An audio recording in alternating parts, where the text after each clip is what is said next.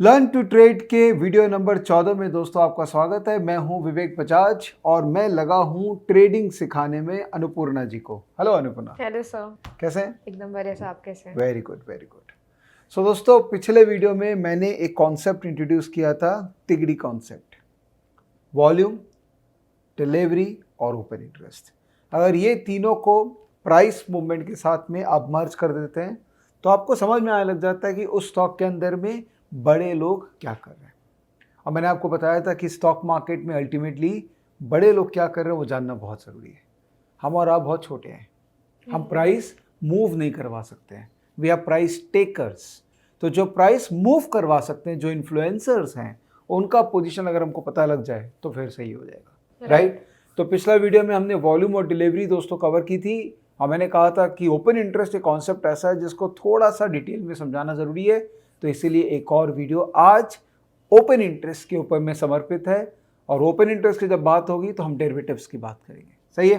Right Annapurna, so last time जब delivery की बात हुई थी तो उसके बाद आपने स्टॉकेज में कुछ स्टॉक्स के डिलीवरी वगैरह ट्रैक करना चालू किया? Yes sir. सो सर, मैंने recently Jubilant Food Works oh wow, very good. So you will be happy to know मैंने कैसे निकाला। अरे दिखाइए, प्रोसेस दिखाइए, बहुत अच्छा लग रहा है सुन के ये। पहले मैं स्टॉकेज में इंडाइसेस में गई ओके, सो चलता हूँ मैं भी इंडाइसेस में। Okay and then gainers. Okay then मैंने उसको 1 वीक में चेंज किया। Okay, 1 week. Okay right. And then fourth में हाँ FMCG. Okay okay right. And then मैं स्टॉक्स में गई ओके फॉर एफएमसीजी या and then I changed to gainers again. Okay Then 1 week. Okay And then उसमें Jubilant Foodworks right now it's in the 4th position. उस Yeah. Time पे number 1 पे था। अच्छा अच्छा अच्छा, तो right. तो उसके अंदर में आप गए। Okay Yes. ओके So इसके बाद इसमें मैंने डिलीवरी ट्रैक किया। So मैंने पहले देखा ये अप ट्रेंड में है कि नहीं। या So आप ट्रेंड में तो दिख रहा है। Yes. पिछले 7 दिन का मूवमेंट देखिए। right. या तो उसके बाद फिर मैंने डिलीवरीज चेक किया ओके एंड देन फिर ट्रेडिंग व्यू में जाके आई एडेड मैंने सपोर्ट रेजिस्टेंस के लाइंस ड्रॉ किए okay, very good and moving average भी yes I added. Very good. So sir वही मैं चेक कर रही थी इसमें डिलीवरी हुई है।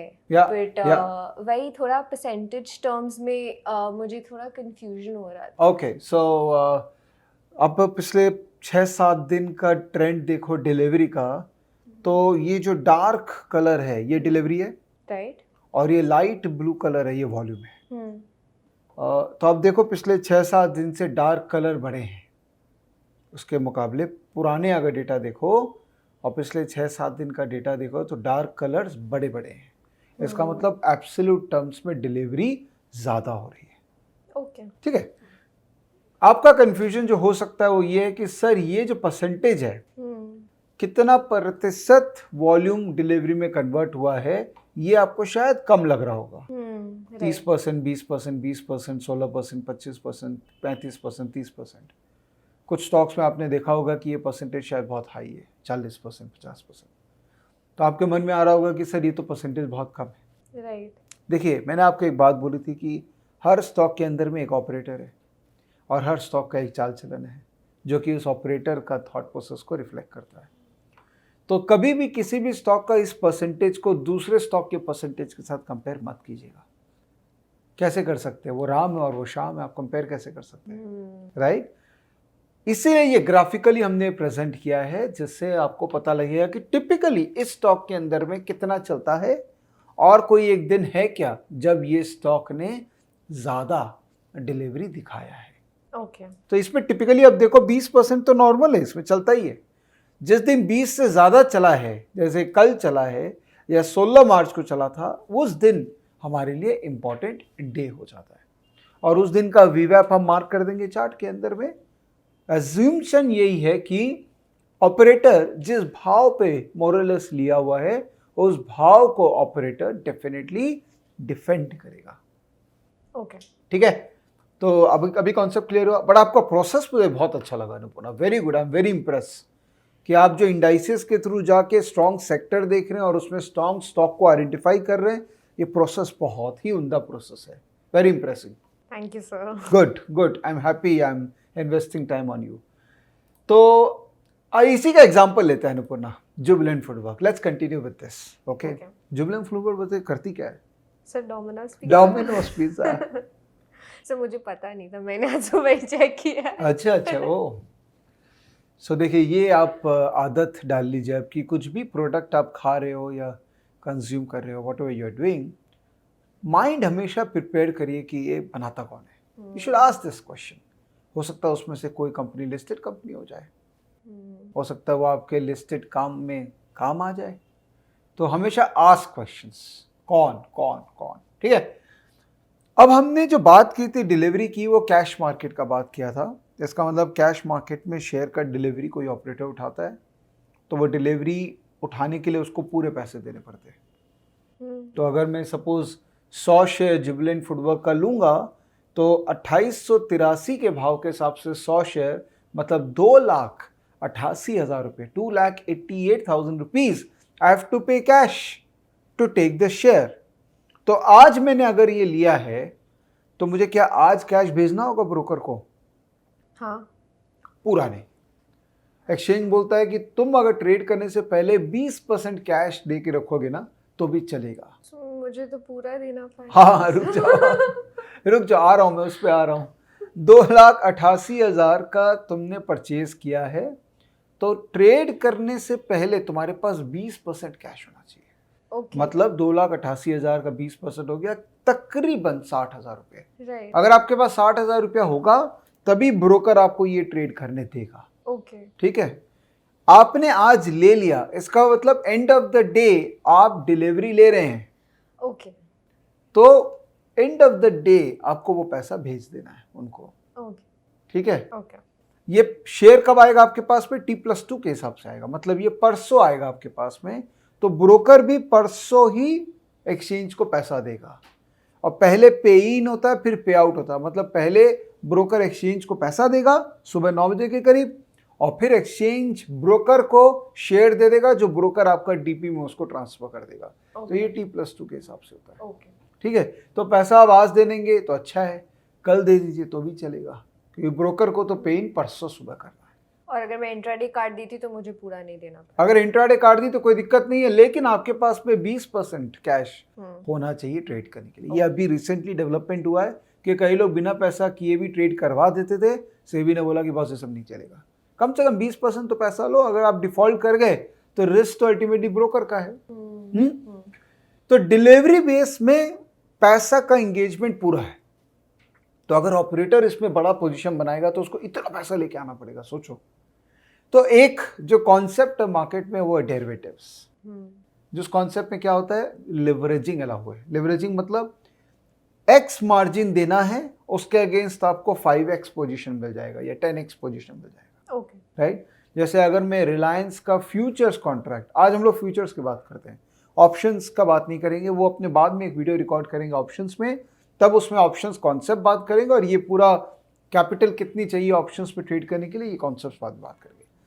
अगर आप फ्यूचर्स में पोजीशन ले रहे हैं, फ्यूचर्स आपको याद है अपने डेरिवेटिव का एक मॉड्यूल में बात किए थे, तो अगर आप जुबिलेंट फूड वर्क का फ्यूचर्स में पोजीशन ले रहे हैं तो आपको पूरा पैसा नहीं देना होगा, आपको उतना ही देना होगा जो एक्सचेंज का मार्जिन का रिक्वायरमेंट है। मार्जिन दो तरह के होते हैं, इनिशियल मार्जिन और एक्सपोजर मार्जिन, उसमें नहीं जाता हूँ। एक क्यूमुलेटिव मार्जिन मोटा मोटी स्टॉक्स के अंदर में 25 से 30% होता है, मोटा मोटी। कुछ स्टॉक्स में कम होता है, कुछ स्टॉक्स में ज्यादा होता है। ऐसा क्यों होता है अनुपूर्णा? सर जिसमें हायर रिस्क है उसमें मार्जिन। एब्सोल्युटली, जिस स्टॉक में हायर रिस्क होगा उसमें मार्जिन हाई होगा। हायर रिस्क को कैसे मेजर करेंगे, कैसे पता लगेगा?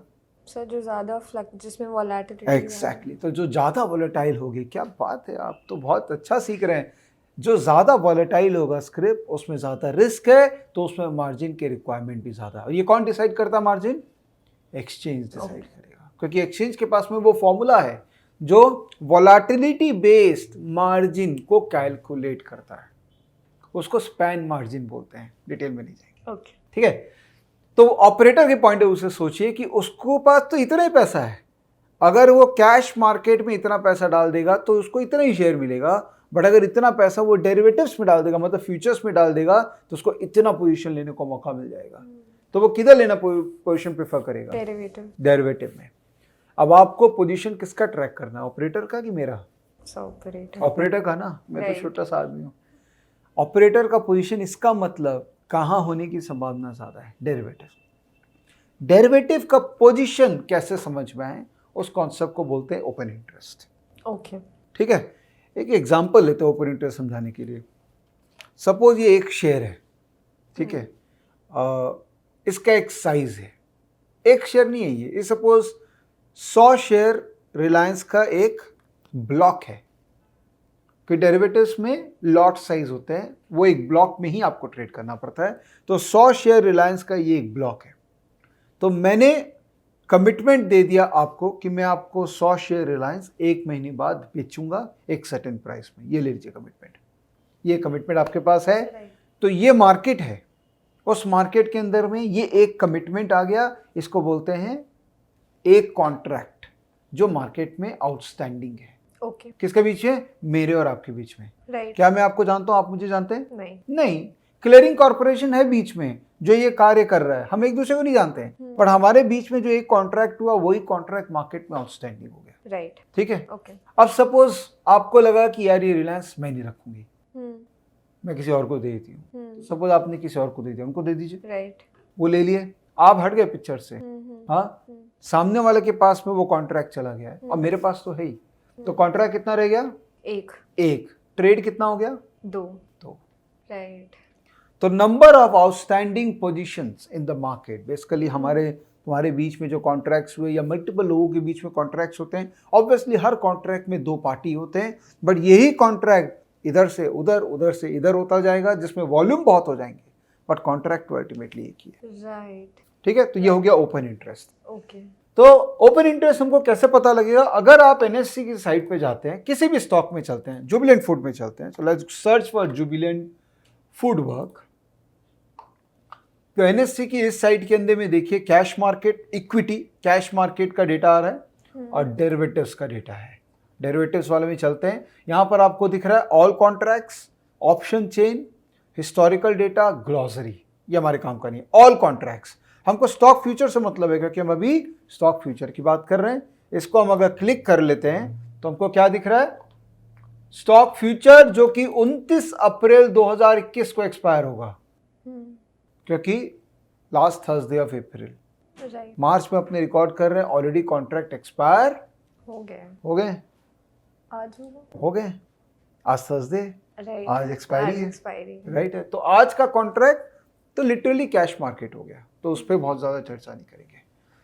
अप्रैल कॉन्ट्रैक्ट जो कि फ्यूचर का कॉन्ट्रैक्ट है, जो कि एक्सपायर होगा 29 अप्रैल को, इस कॉन्ट्रैक्ट में ओपन इंटरेस्ट कितना खड़ा है? कहाँ है भाई तुम ओपन इंटरेस्ट? ये रहा 4805 कॉन्ट्रैक्ट का ओपन इंटरेस्ट खड़ा है, मतलब 4805 ऐसे कॉन्ट्रैक्ट है। ठीक है, अगर इसको नंबर ऑफ शेयर्स में मैं कन्वर्ट करूं तो देखिए 250 शेयर का एक लॉट है, तो 4805 4805 मल्टीप्लाइड बाई 250 कितना हुआ? 12,01,250 शेयर्स का पोजीशन ओपन है। ओके। ठीक है, डेरिवेटिव्स के अंदर में। इसके लिए क्या पूरा मार्जिन इनको देना पड़ा होगा? नहीं, उनको प्रॉब्ली 25% या 30%, वो मार्जिन कैलकुलेटर होता है, अलग कॉन्सेप्ट है, कभी जाएंगे उस पर, उतना मार्जिन ही बायर और सेलर दोनों को देना पड़ा होगा। ओके। बिकॉज बायर को भी मार्जिन देना पड़ेगा और सेलर जो कॉन्ट्रैक्ट है उसको भी मार्जिन देना पड़ेगा। ठीक है, एक बार स्टॉकेज में आ जाते हैं। यही डेटा हमने बड़े सुंदर तरीके से स्टॉकेज में भी प्लॉट कर रखा है, फ्यूचर्स ओपन इंटरेस्ट। ओके। ये ग्राफिकली आपको दिख रहा है कि हर दिन कितना ओपन इंटरेस्ट है इस कॉन्ट्रैक्ट के अंदर में। एक डिफरेंस है इस डेटा में और इस डेटा में, और क्यों ये हमारा डेटा बहुत सही डेटा है। आप देखो, हमने यहां पर एनएससी की साइट में अप्रैल कॉन्ट्रैक्ट खाली देखा था, राइट, बट स्टॉक डेरिवेटिव्स 3 महीने के कॉन्ट्रैक्ट्स ओपन होते हैं, first month, second month, third month, April, मई, जून। तो इसका मतलब आपको क्या करना होगा?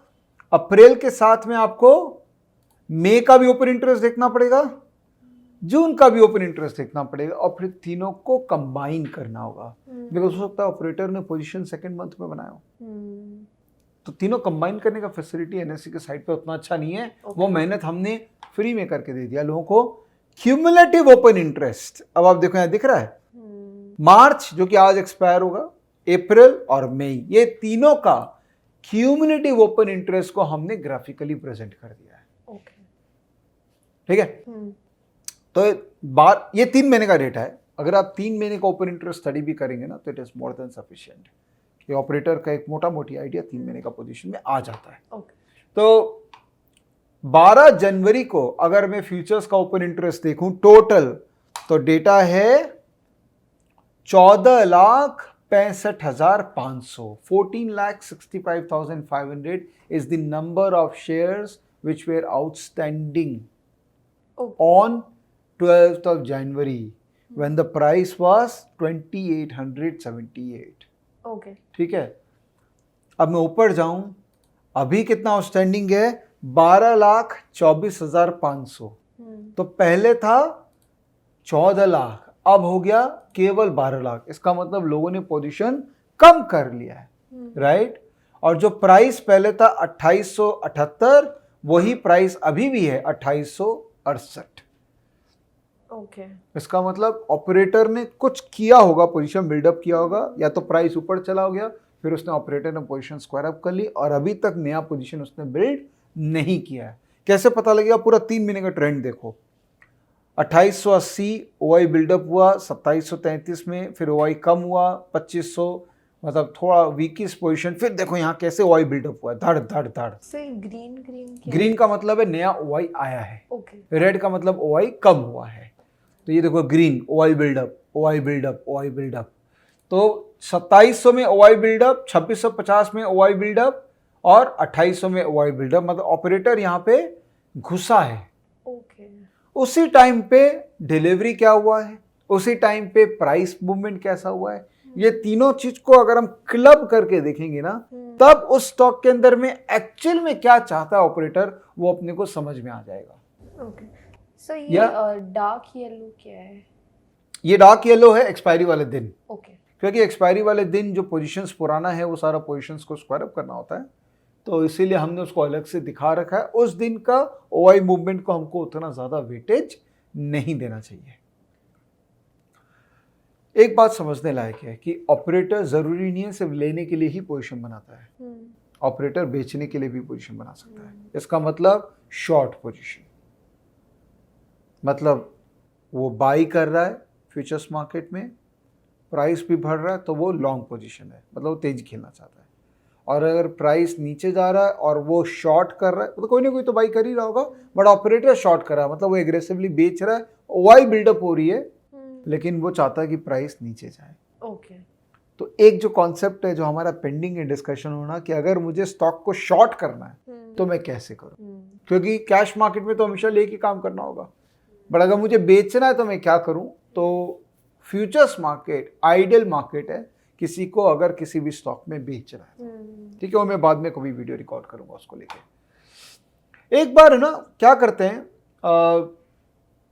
कोई एक पीरियड का ओआई, वॉल्यूम, डिलीवरी और प्राइस मूवमेंट, इसको कंपेयर करते हैं साथ में। ओके, ठीक है, तो अपने को चालू करते हैं मार्च से, पहला मार्च से, बिकॉज मार्च अभी एंड हो रहा है तो मार्च से देखते हैं अपन लोग। तो मार्च का स्टार्टिंग में 25 फरवरी को एक्सपायरी हो गई थी फरवरी कॉन्ट्रैक्ट, उसके बाद मार्च चालू हुआ, उसका कितना आउटस्टैंडिंग कॉन्ट्रैक्ट था? 12,93,000। ठीक है, और अगर आप देखो तो ये कॉन्ट्रैक्ट धीरे धीरे कम हुआ है, प्राइस हल्का सा बढ़ा है और फिर प्राइस फ्लैट हो गया और धीरे धीरे ओआई बिल्डअप हुआ है, प्राइस वहीं का वहीं है 2900 के करीब, ओआई बिल्डअप हुआ 13 लाख के करीब। तो चालू हुआ था 12,93,000, फिर 13 लाख, हाई में गया 13,76,000 और फिर अभी ओआई खड़ा 12,24,000। मतलब ऑपरेटर ने इस स्टॉक में मार्च में कोई पोजीशन नहीं बनाया। ओके, नहीं तो बहुत ज्यादा ओआई बिल्डअप दिखता ना। एक दूसरा स्टॉक लेते हैं just for the comparison purpose, Tata Motors. Tata motor में जाएंगे, फ्यूचर ओआई में जाएंगे तो अपने को ग्राफ नजर आ जाएगा। ये कैसा लग रहा है देख के? तो 3 महीने पहले टाटा मोटर का ओपन इंटरेस्ट था 7,47,00,000 शेयर, जब भाव उसका था 237। ओके। और आज का डेट में इसमें ओपन इंटरेस्ट है 9 करोड़ 68 लाख शेयर, मतलब 2 करोड़ ओपन शेयर्स का ओपन इंटरेस्ट बिल्डअप है और प्राइस है 294। जो दो प्राइस पहले 237 था, अब वो प्राइस हो गया 294। इसका मतलब क्या है, कहीं ना कहीं तेजी वाला ऑपरेटर इस स्टॉक के अंदर में है। राइट। ठीक है, इस डेटा के साथ हम जब डिलीवरी डेटा को साथ में देखेंगे कि किस किस दिन ऑपरेटर ने कैश मार्केट में भी डिलीवरी लिया है, तो वो दिन हाईलाइट हो जाएंगे। और फिर ग्राफ के अंदर में हम देखेंगे कि क्या ये तेजी दिखा रहा है प्राइस या मंदी दिखा रहा है। तो आपका मैट्रिक्स क्या होगा, price, volume, delivery and open interest. Price बढ़ रहा है, डायरेक्शन प्लस है, वॉल्यूम, डिलीवरी, डायरेक्शन प्लस है, क्योंकि डिलीवरी हो रही है।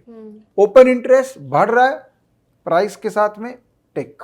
अगर ये तीनों टिक है, इसका मतलब ये तेजी का स्टॉक हो सकता है। ओके। अगर ये तीनों टिक है मंदी के लिए, तो हो सकता है ये मंदी का स्टॉक हो सकता है। ओके। ये बहुत इजीली, ऐसा नहीं कि एक ही लेक्चर में आप ये ओपन इंटरेस्ट पूरा समझ जाएंगे अच्छे से, बिकॉज ये प्रैक्टिस बहुत मांगता है। जैसे अपन लोगों ने वॉल्यूम डिलीवरी का कॉन्सेप्ट स्टडी किया, वैसे ओपन इंटरेस्ट स्टडी किया। अब इसको आपको डेली बेसिस पे एक एक स्टॉक के अंदर में देखना होगा कि उस स्टॉक में चल गया। ऑब्जेक्टिव हमारा एक ही है इस एक्सरसाइज से, कि बड़े लोगों का क्या पोजीशन है, ऑपरेटर इस स्टॉक में क्या करना चाह रहा है। अगर आप वो साइंस स्टडी कर पाएंगे तो आप बहुत अच्छे से स्टॉक को ट्रेड कर पाएंगे। सर एक क्वेश्चन, सर ओपन इंटरेस्ट हम लोग जो ट्रैक करेंगे तो फ्यूचर्स मार्केट मतलब डेरिवेटिव्स मार्केट का है, राइट? तो सर ये क्या मैं स्पॉट मार्केट में ट्रेड करने के लिए भी ओपन इंटरेस्ट को ट्रैक करूँ? Very good question. तो स्टॉक्स लिमिटेड होते हैं जिनमें डेरिवेटिव्स है, सारे स्टॉक्स में डेरिवेटिव्स नहीं है, राइट। तो आप उन स्टॉक्स में जिनमें आप कैश मार्केट में काम करने वाले हैं और जिनमें डेरिवेटिव्स भी है, उनका ओपन इंटरेस्ट डेफिनेटली देखना चाहिए। ओके। बट वो स्टॉक्स जिनमें वो डेरिवेटिव्स है ही नहीं, वहां तो ओपन इंटरेस्ट का कोई प्रश्न ही नहीं उठता है। राइट। तो वहां वॉल्यूम और डिलीवरी, ये दोनों डेटा से ही आपको जज करना पड़ेगा कि ऑपरेटर कर क्या रहा है। राइट। सर एक और क्वेश्चन, सर जैसे इसमें हमने लास्ट वीडियो में डिस्कस किया था कि हमेशा हो सकता है एक दिन का जो इसमें ग्राफ है वो जस्टिफाई नहीं करते, तो हम लोग क्या शॉर्ट टर्म ग्राफ्स देखते हैं उस so that it justifies this data. Correct. तो बहुत रेलेवेंट बात है कि आप डेली बेसिस पे तीनों को मैप करने जाएंगे तो कई बार कंफ्यूजन क्रिएट होगा। तो टिपिकली हम लोग वीकली देखते हैं, इसीलिए कोई भी स्टॉक में बड़ा मूवमेंट का जजमेंट बनाओगे तो वो वीकली एक्सरसाइज से हो जाएगा कि पूरा वीक में प्राइस कैसे मूव किया है, पूरा वीक में ओआई कैसे बिल्डअप हुआ है, पूरा वीक में डिलीवरी कैसे हुआ है। ओके। तो हर वीक का एक ब्लॉक पकड़ लो, वीक मतलब 5 ही दिन तो हुआ, मंडे से फ्राइडे, तो 5 दिन का ब्लॉक्स देख के एक जजमेंट बनाना होगा कि क्या इस स्टॉक के अंदर में इस वीक तेजी का पोजीशन बिल्डअप हुआ है कि मंदी का पोजीशन बिल्डअप हुआ है। ओके। एग्जांपल लेते हैं, टाटा मोटर में देखते हैं। ओके। तो अगर अपने देखें ये वीक कब से चालू हुआ है 22 तारीख से, ठीक है। तो 22 को देखें तो टाटा मोटर में ओआई 4,10,000 शेयर से बिल्डअप हुआ, प्राइस घटा था। उसके बाद 22 लाख से ओपन इंटरेस्ट कम हुआ है, प्राइस हल्का सा वहीं पर ही है। उसके बाद प्राइस घटा है, 45 लाख शेयर से ओपन इंटरेस्ट बिल्डअप हुआ। इसका मतलब टाटा मोटर में अभी सेलिंग प्रेशर है, ओके। क्योंकि प्राइस घट रहा है और ओपन इंटरेस्ट बिल्डअप हो रहा है।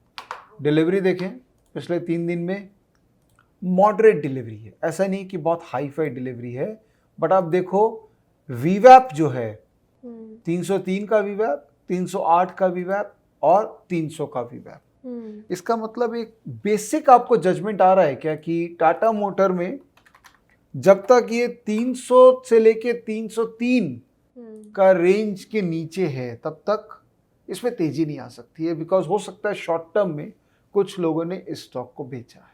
ओके। ओके। सो वीवैप अपने को प्राइस का रेंज बताता है। सपोज ये 3 दिन में मोटा मोटी वीवैप सेम होता तब तो लॉटरी लग जाती है, अरे उसी प्राइस पे बार बार बेचा जा रहा है। बट एक रेंज मिल गया, 300 से 303 304 का एक रेंज है, और ओपन इंटरेस्ट भी बिल्डअप हुआ है और मोटा मोटी डिलीवरी बढ़ी है, बहुत ज़्यादा नहीं बढ़ी है बट मोटा मोटी डिलीवरी एवरेज डिलीवरी है। तो अगर मुझे टाटा मोटर में शॉर्ट टर्म ट्रेंड खेलना है तो मैं बेचने का खेलूंगा। बट अगर आप बोल रहे हैं सर मुझे लॉन्ग टर्म खरीदने का अगर कुछ व्यू बनाना है, तब मेरे हिसाब से प्राइस का long term chart with long term delivery trend is more than sufficient to give you an idea about where the stock is suppose to go. Open interest क्या है ना, छोटे टेन्योर के लिए ऊपर नीचे करने के लिए सही होता है। बहुत लंबा टेन्योर के लिए ओपन इंटरेस्ट, अगर 1 महीना 2 महीने के लिए ओपन इंटरेस्ट को ट्रैक करोगे तो वो उतना इफेक्टिव नहीं होता है, बिकॉज ओपन इंटरेस्ट में जनरली लोग घुसते निकलते ज़्यादा है। डिलीवरी में जो लेता है वो लंबे दौर तक उस स्टॉक के अंदर में रहना चाहता है। ओके, ठीक है। सो ये तिगड़ी समझ में आ गई, वॉल्यूम, डिलीवरी और ओपन इंटरेस्ट। आप स्लो जाइएगा, हड़बड़ी मत कीजिएगा। ओपन इंटरेस्ट थोड़ा सा कॉन्सेप्ट ऐसा है, वो एक सब्जेक्टिव है, एक जजमेंट वाला कॉन्सेप्ट है। ज़रूरी नहीं कि आप हर जजमेंट में उसमें राइट बैठेंगे। तो पहला वेटेज आप दीजिएगा प्राइस को, ट्रेंड, मूविंग एवरेजेस वगैरह आपको क्या बोल रहे हैं। दूसरा वेटेज दीजिएगा वॉल्यूम एंड डिलीवरी को। मैं जब भी वॉल्यूम बोलता हूँ मैं डिलीवरी साथ में बोलता हूँ, खाली वॉल्यूम का कोई मायने नहीं मेरे लिए, डिलीवरी साथ में हो तभी एनालिसिस। तीसरा वेटेज दीजिएगा ओपन इंटरेस्ट को। ठीक है, ये अगर आप फॉलो करेंगे तो अपना एक ट्रेडिंग सिस्टम आप डेफिनेटली बना पाएंगे। ठीक है। सो दोस्तों ये था तिगड़ी का डिस्कशन। अच्छा लगा होगा आपको, और ये बहुत ही सिंपल तरीके से मैंने समझाया है, तो आप इसको प्रैक्टिस भी कर सकते हैं। स्टॉकेज में फ्री ऑफ कॉस्ट अवेलेबल है, तो इसको आप यूज़ कीजिए और अपना ट्रेडिंग जर्नी में, स्पेशली अगर आप डेरिवेटिव स्टॉक्स में ट्रेड कर रहे हैं, तो अपना ट्रेडिंग जर्नी में ये तीनों कंपोनेंट को डाल के प्रॉपरली स्टॉक का एक जजमेंट बनाने का एक पाथ को डिफाइन करिए। थैंक यू ये वीडियो देखने के लिए और मेरे सीरीज़ के साथ जुड़े रहने के लिए, और मेरे सीरीज़ को शेयर करते रहिए और लोगों को हमारे बारे में बताइए। अनुपूर्णा बहुत अच्छा सीख रही है, मैं भी बहुत अच्छा सिखा रहा हूँ, तो लोगों को बताइए ताकि और भी यंगस्टर्स इस सीरीज़ से सीख सकें। Bye bye.